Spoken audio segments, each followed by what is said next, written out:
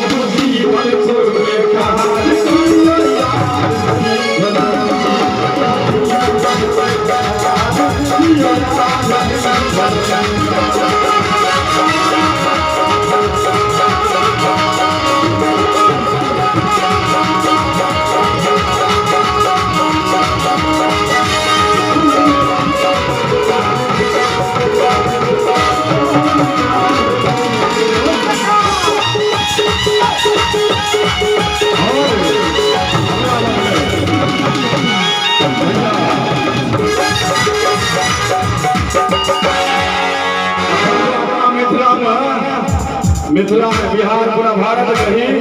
दोनों दिन के चाचा छे तो मिथिला हाट से विशेष चाचा छे पिछले दिन हम आवे वाला गीत यूट्यूब के माध्यम से बजा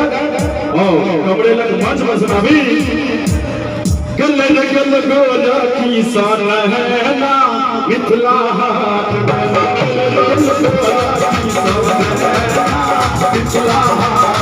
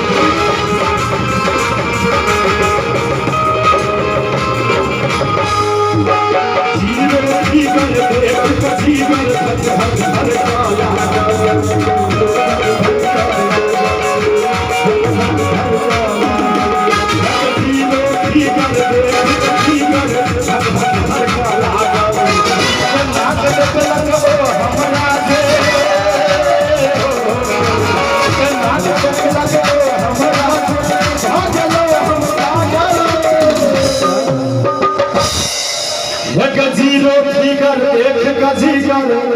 धक धक धड़का लागल ते नाक देखलक ओ हमरा जे भागलो हम पागल सुजीत भैया कहलक नाम ओ अपन